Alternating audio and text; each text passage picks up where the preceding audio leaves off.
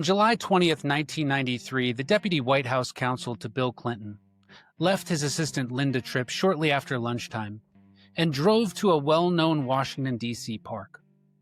He stepped out of his car, he walked approximately 200 feet to a berm, and the next few seconds of this story would be the subject of 5 investigations, grand jury proceedings, 2 special counsel, and an inquiry that would result in the impeachment of an American president. On this show, we are going to explore why he died and what his death protected. And answering that question requires that we explore one of the NSA's most powerful programs, PRISM, Jeffrey Epstein, Bob Maxwell, international money laundering, and of course, Bill and Hillary Clinton.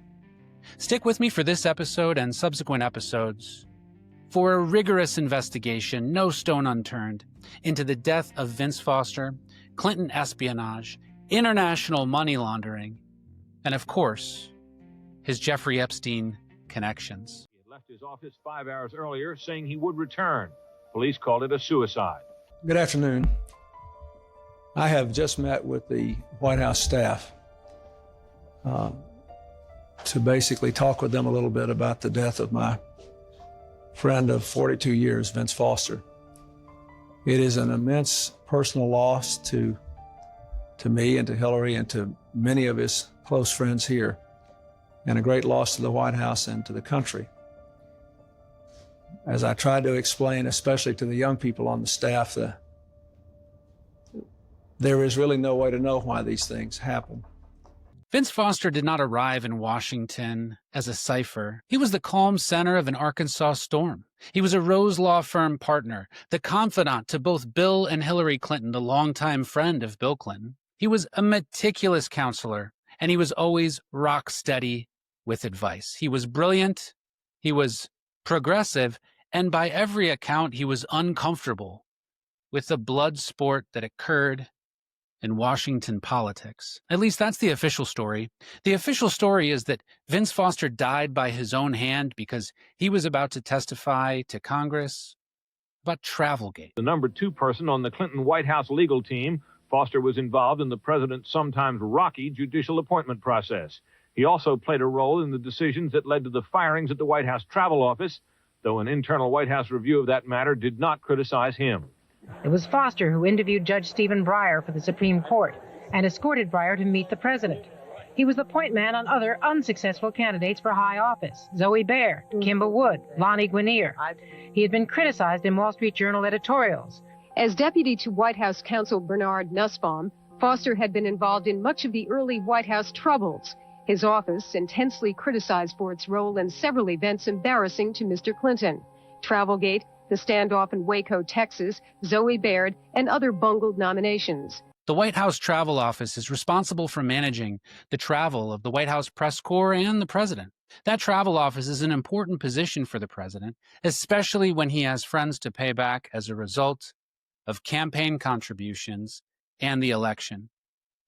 During the scandal that was called Travelgate, 7 people were fired from the White House Travel Office, something that alarmed the press very early on in the Clinton administration because government employees tend to stick around for a long time.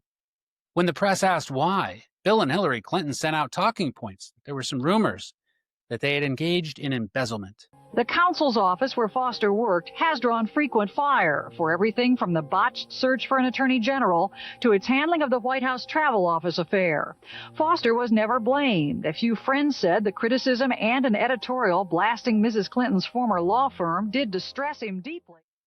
The FBI was called in. They conducted an investigation, and the blowback started to land on Bill and Hillary pretty quickly. When 7 longtime travel office employees were fired for mismanagement, and the travel office director, Billy Dale, was indicted, people became very suspicious. In fact, the jury acquitted Billy Dale at his later trial in less than 2 hours. Unheard of for such high-profile allegations. In reality, Hillary and Bill wanted to replace the staff with their own company, Worldwide Travel. This company was important to Bill and Hill because it was the same company that gave them the fly now, pay later benefits during the Bill Clinton campaign. Obviously, as you know, during a campaign, you have to spend a lot of money traveling from place to place, and this company really hooked Bill up, and he wanted to hook them up. Hillary directed Vince Foster to have the FBI investigate, and they did. But when the press learned what Bill and Hillary were up to, the blowback was brutal, and they were looking for someone to blame. That someone was Vince Foster and the former FBI director. A later investigation would determine that Hillary Clinton herself lied to investigators during the Travelgate investigation, but no charges were ever brought against Hillary. Bill Clinton, later impeached for lying to the American public. No charges brought against Bill Clinton. 2 weeks before his death, Vince Foster met twice with White House allies, and he authored notes that you can see here. He was bracing for hearings. He was preparing for them. He wasn't trying to escape. He confided in White House staff.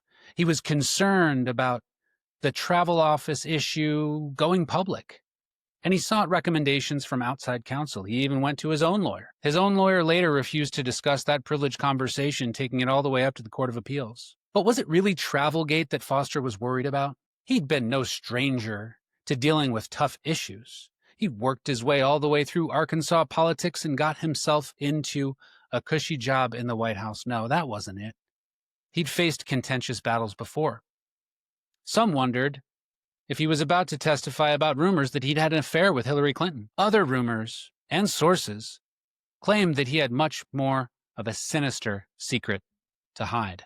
And that secret you're going to hear about throughout the course of this episode. But let's first talk about Bill Clinton and how he got here. Bill Clinton went from a small-town Arkansas boy, eventually becoming a draft dodger, and ultimately the Attorney General of Arkansas, all while his brother Roger was filling his nose, along with convicted trafficker Dan Lassiter. Think I'm kidding? Take a look. Bye. Let's go. He just ain't a little prick. You got any coke? Yeah, he's got plenty of coke. We'll let him. What'd he say? Bill Clinton's candidacy for governor turned viable after some time in the Attorney General's office, and the donor map started to shift. Pam Harriman, a Democratic kingmaker, engineered introductions with some of Wall Street's biggest banks. They lined up with checks. There was also a less savory money circle as well, and one former U.S. attorney described it as, this wasn't just the Dixie Mafia lining up. This was coastal money clocking the same opportunity as the banks. When Bill Clinton was elected, he filled the White House with his donors and political allies, including 3 Rose law firm partners: Vince Foster, Webster Hubbell, and of course, his wife, Hillary Clinton. As the stain of Travelgate was descending on the office, hearings were inevitable. Foster told his friends that the coming oversight would be brutal, and he asked for the names of lawyers who could help him face it. He was steadying himself for the fight, not to run. On February 19th, the Chicago Sun-Times reported that Hillary and Bill got into a fierce argument. Hillary apparently had smashed a lamp in the family living area. The story spread like wildfire, and it was embellished with the claim that Hillary had actually thrown the lamp at Bill in a raging argument. Hillary assumed the story came from White House security, and she was really upset that they never denied it. The story was eventually published in Newsweek, giving Hillary quite a terrible reputation. On the day of the death, July 20th, a British reporter relayed a source who said that the First Lady's travel changed on short notice. Originally, she was scheduled to come back on a trip from California, flying into Washington, D.C. to return home that night. Instead, she diverted midair to Little Rock, Arkansas. But when the press asked her for logs to find out if that trip was made and why that trip was made, the paper trail evaporated. The White House never produced travel documents. What was Hillary doing in Little Rock when her former law partner and potentially former lover, her husband's best friend, was laying dead in a park in Washington, D.C.? Why did she have a fight with Bill Clinton that involved throwing a lamp? Why were they so agitated? What was going on? That night, after Vince Foster's death, Secret Service officer Harry O'Neill said he saw Maggie Williams, Hillary Clinton's chief of staff, move files from the counsel suite. Days later, 2 Rose law firm couriers testified that they shredded a box of documents marked VWF, Vince Foster, and the famous torn notes surfaced a week later after the official search of Foster's office. That torn note was found in a briefcase, but a lawyer had already testified that he looked into the briefcase and didn't find anything like a note. The chain of custody of that note is quite suspicious and something that special counsel looked at very deeply. Meanwhile, Bill Clinton, instead of appointing the FBI to investigate such a suspicious death, decided to appoint the Park Police to take point in this investigation. Mind you, one of the most high-profile deaths to hit the White House since John F. Kennedy.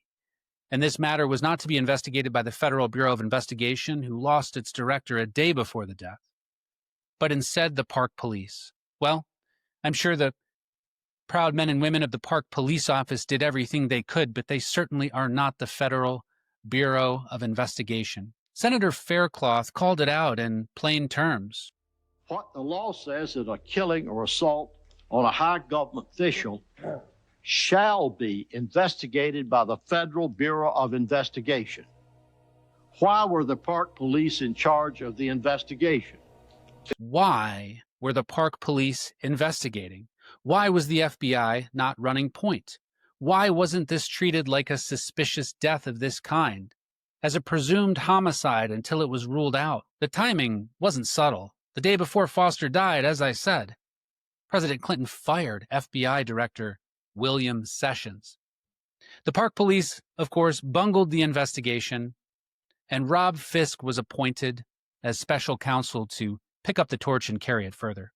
Of course, he had obvious connections to Bill Clinton, and nobody expected a diligent investigation here. He bungled it too, authoring a highly controversial report. Critics of the Fisk report noted that he failed to find the bullet. He failed to account for the last hours of Foster. He couldn't find anyone who saw Foster leave the White House, and he failed to properly investigate and seal off Vince Foster's office, causing documents to be removed, documents that were very important to the investigation. After Fisk bungled the report, Ken Starr was assigned as a special prosecutor for the Whitewater investigation.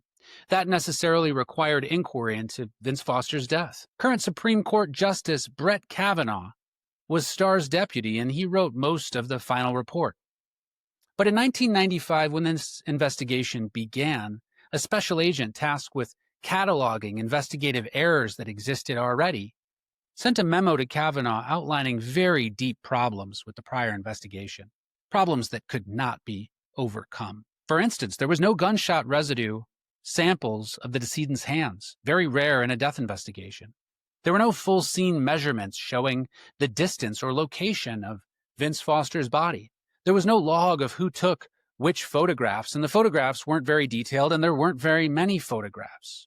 There was no documentation of an initial vehicle search at the death site.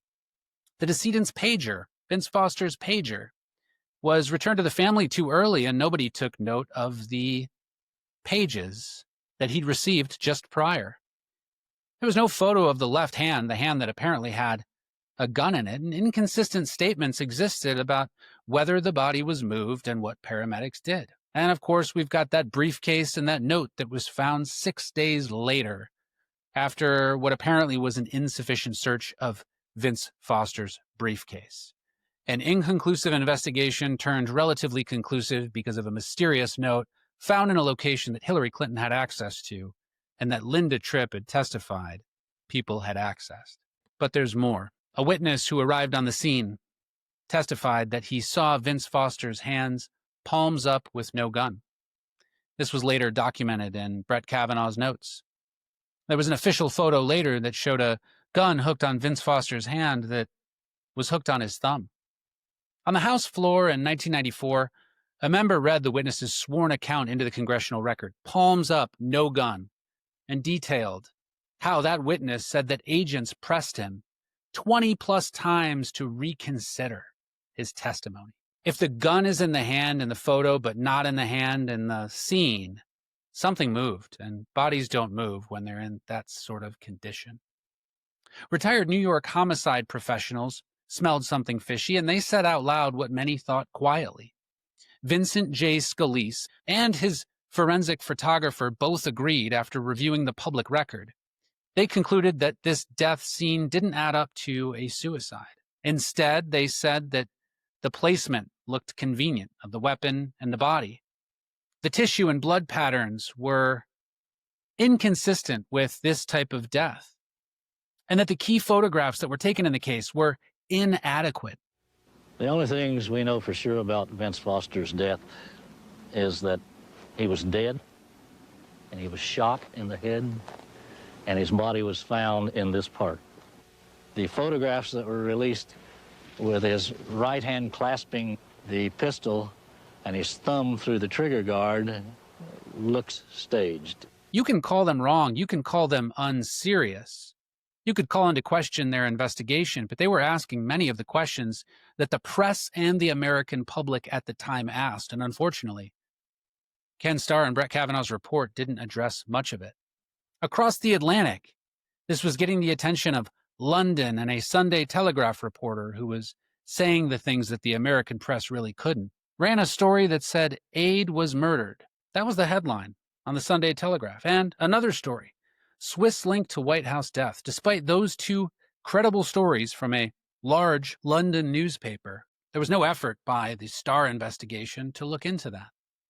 Even years later, the Telegraph revisited a key civilian witness, Patrick Knowlton, whose statement about a different car at the park and subsequent alleged intimidation made it by court order into the official appendix to the independent counsel's report.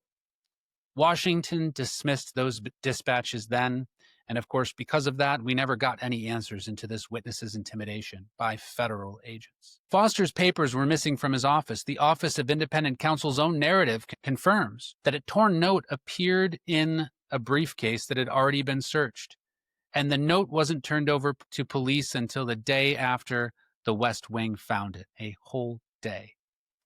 Linda Tripp, who was posted outside of counsel's office, recalled a search inside Vince Foster's office the day after he died. She recalled hearing people shuffling around the office, and that raised alarm bells in her mind.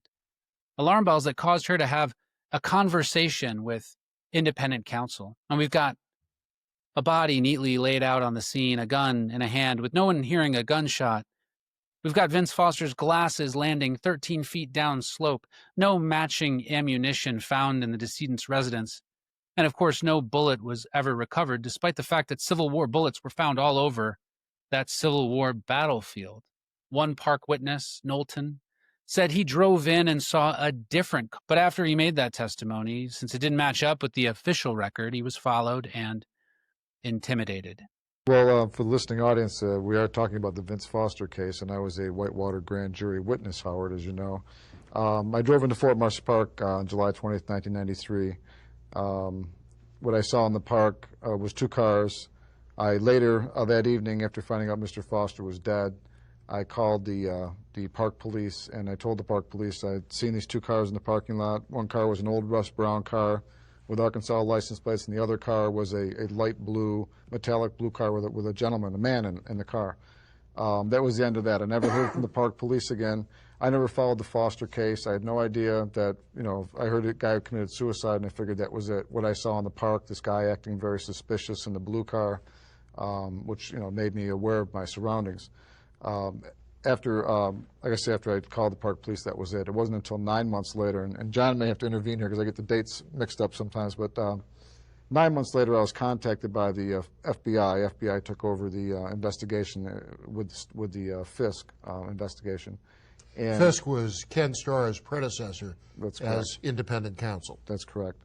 I was called by them. I was brought into their office. I was interviewed by Larry Monroe and William Columbell, two FBI agents who were assigned to Fisk. As I recall your story, your account, to put it bluntly, you drove into the park to heed the call of nature. That's true. That's true. And you saw a very ominous, threatening kind of fellow there. Who was correct. Looking at you in a threatening way. Yeah, he. That's what I say. My awareness was brought to its height. A federal court took his allegations serious enough to ensure that his comments were attached to the official report. To make matters worse, the timing of the White House notification of Vince Foster's death was incredibly suspicious. Bill Clinton was live on Larry King that evening, and Hillary Clinton was, of course, in the air. Vince Foster purportedly died at around 6 p.m. But an Arkansas state trooper, Roger Perry, signed an affidavit stating that he learned of Vince Foster's death around 5:15 p.m. Arkansas time. That's 6:15 p.m. Washington time, 15 minutes after Vince Foster's death. He claims that a White House aide called the Arkansas governor to tell him what happened. But rescue workers didn't find the body until 6 p.m., and the White House states that it didn't learn of the death until 8:30 p.m. That was a head-scratcher for the press and investigators, and never fully detailed in the official report. But of course, to Hillary, what difference does it make? It's possible to learn about a death before it happens, of course. Only if you caused it. Ambrose Evans Pritchard, the Telegraph reporter who was covering this case, and wrote detailed reports, well-sourced, about the issues with the investigation, mapped a time riddle and wrote an article that described the very suspicious timing that the White House claims that it learned of Vince Foster's death. That riddle overlaps with something else. That's the FBI's own frustration in real time with the access and claims of privilege and their ability to conduct an investigation into the White House and Vince Foster's death. Now, of course, those are all the suspicious facts that deal with Vince Foster's death, but it gets worse. PROMIS is a case tracking software system. It was developed by a company that contracted with the DOJ called Inslaw. When Inslaw stopped receiving Department of Justice payments for the software that it was developing for them to track criminal cases, the company's owner, of course, sued. Suing the federal government is a very hard thing to do, and he was ultimately successful after he hired a former Attorney General, Elliot Richardson, to handle the case. Richardson's investigation and litigation earned him a court ruling that the government stole PROMIS software and used it. Now, where does Vince Foster fit into this? Well, PROMIS software wasn't just a case tracking software. That's originally what the DOJ was going to use it for. But it also had the capability of tracking global wire transfers and helping banks track global wire transfers. And in the hands of the NSA, this could be a very powerful tool, especially if you put a little backdoor code into it. This powerful tool could be used to spy on the worldwide movement of money and maybe even engage in a little money laundering yourself if you're able to disguise certain payments. Now, during the Reagan administration, there was a big battle with Congress that prevented Reagan from using public funds for covert operations. The Iran-Contra scandal and other issues that made Congress very weary of giving over any funds for covert purposes. Of course, these funds are freely given by Congress now. The executive branch, though, decided to find its own way of funding these operations. It needed funding to continue these secret operations to engage in this global campaign that Reagan had started and was to be continued. Its source of funding will be a big part of our next episode. We're going to go into it a little bit here. Mena, Arkansas gets the center of attention for this next part. Cocaine trafficking ran through a small airport by a gentleman named Barry Seal, later played by Tom Cruise. You think this story is outlandish and fantastical, but you can look at the DEA record that I'll post on my Substack and review all of the case history and see very clearly that a large-scale cocaine trafficking operation was going down in Mena, Arkansas. Of course, that happened at the time that Bill Clinton was the Attorney General, the person responsible for enforcing the laws in Arkansas. Now, why would such an operation occur right under the nose of Bill and Roger Clinton? Well, we don't know exactly who had Bill do this, but we know that he had high friends in high places, including Dan Lassiter and Don Tyson of Tyson Foods. These people were later involved in very similar allegations. There were investigations against Don Tyson for the same sort of conduct, and Dan Lassiter was actually convicted for doing the same sort of thing and even providing that sort of thing to underage people. Now, that sort of operation is very important because the money that was used and generated from that operation needed to be ultimately given over to people to buy weapons and provide them to the Contras. You may think this story is strange, but it's widely reported that the U.S. sent money down to rebels so that they could train and fight and engage in the weaponization of American policy. This was done to avoid Congress learning about it, and it's a very well-known fact. Were there Contras who relied on the profits of narcotics in order to buy arms and to survive? Yes. Feel free to look up the Iran-Contra scandal or read further on my Substack if you want some more details about that. But here's where Vince Foster comes into play. If you're going to create a software system that is going to track monetary systems across the globe and be sold to over 40 major companies, get them to upload it, you need a third-party seller. And that's where Systematics comes into play. Systematics was a small Arkansas software company that sold financial processing software to many banks in many countries, and they already had a pretty decent client list. Systematics was represented by a prominent Arkansas law firm. You guessed it, the Rose Law Firm. Partners Vince Foster and Hillary Clinton. Elliot Richardson wrote this letter and informed Ken Starr of Systematics' role and the Rose Law Firm's role in defending the software company that was now netting a surprising $700 million a year. Richardson, who was a former Attorney General, Harvard grad, and World War II veteran, is about as credible of a source that you can get. So when he decides to write a letter, you should probably pay attention if you're Ken Starr. Ken Starr didn't. Richardson's letter outlined how secret companies were set up by Ronald Reagan to fund the Contras. That's now known as the Iran-Contra scandal. The former research director of one company discussed how the proceeds of these activities came from drug sales in Arkansas. We're going to discuss more on that in the next episode. But one entity that aided in the concealing of these activities was the Rose Law Firm, according to the letter. Webster Hubbell, who was the Associate Attorney General tasked by Bill Clinton looking into the Inslaw matter, remember that's the software company that had its software stolen, he was a former Rose Law Firm partner himself. That's a substantial conflict of interest. In the final week of Vince Foster's life, Inslaw sent Hubbell a memo that discussed several witnesses who would testify and corroborate the stealing of Inslaw software and its use by intelligence agencies, including the NSA. While the CIA claimed it never bought PROMIS software, records later uncovered revealed that it was offered the software in 1981, disproving their false statements. So what happened?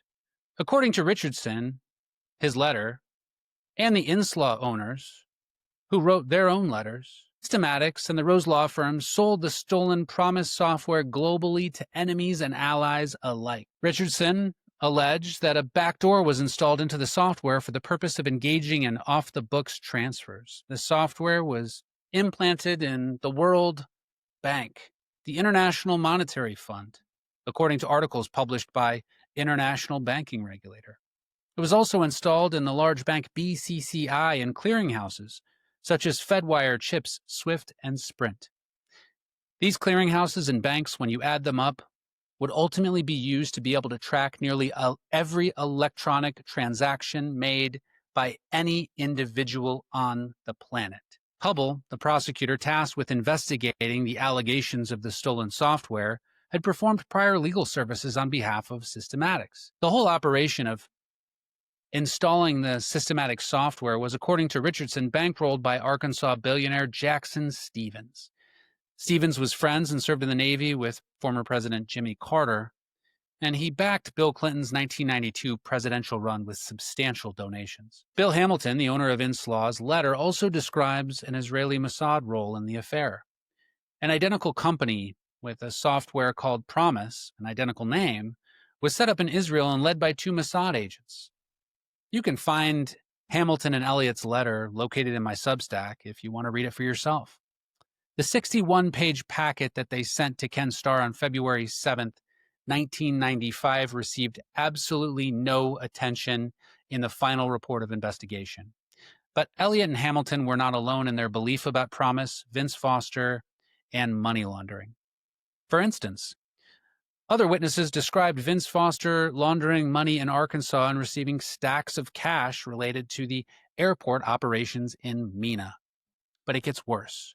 Journalist James R. Norman tried to publish a fully vetted story outlining the Systematics role, The story included evidence that Vince Foster's slush fund was drained and he was under investigation for his role in the Inslaw affair.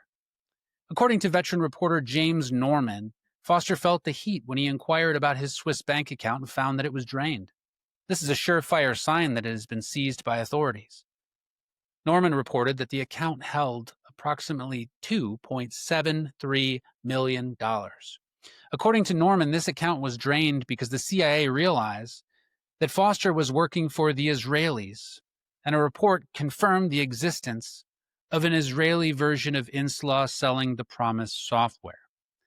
Perhaps the additional sale of the PROMIS software beyond certain people the Americans wanted to sell it to was not sanctioned by the CIA or the NSA. The story, written by Norman, passed legal review, editorial review, libel review.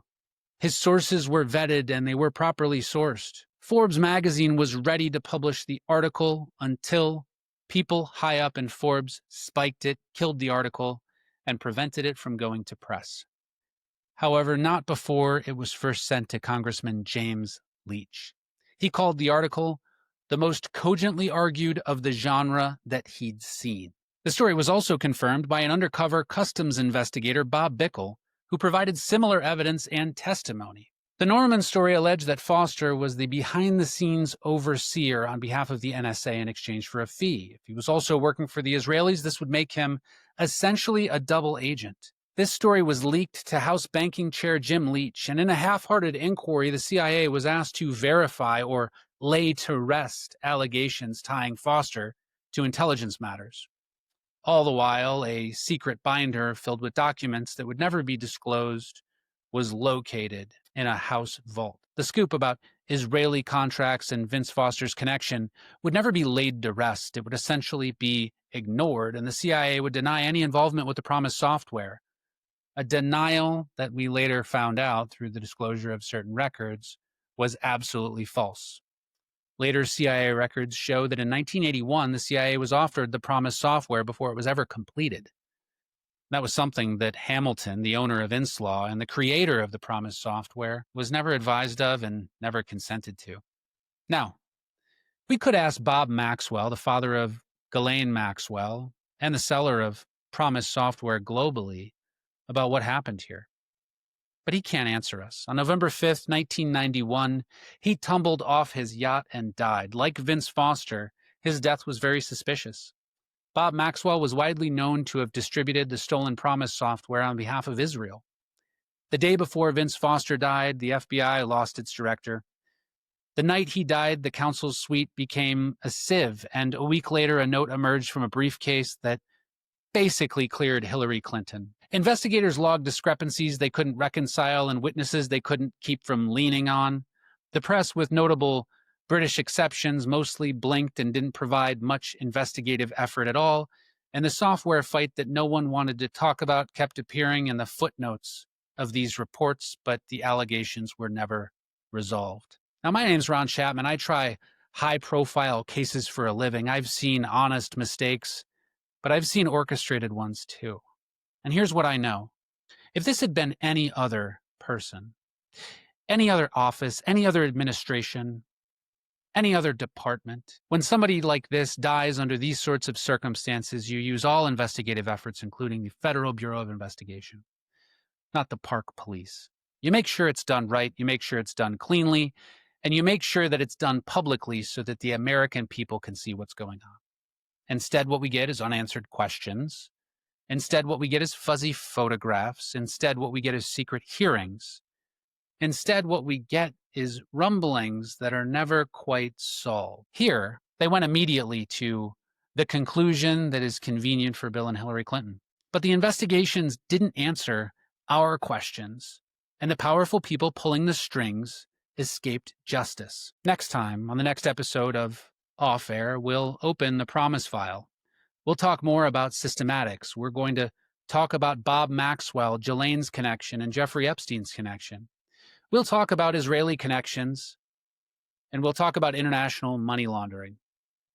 Stay curious. I'm Ron Chapman. This is Off Air. As regards Maxwell's death, there are three plausible scenarios. He was either bumped off, or he committed suicide, or it was simply an accident. Maxwell knew that the game was up.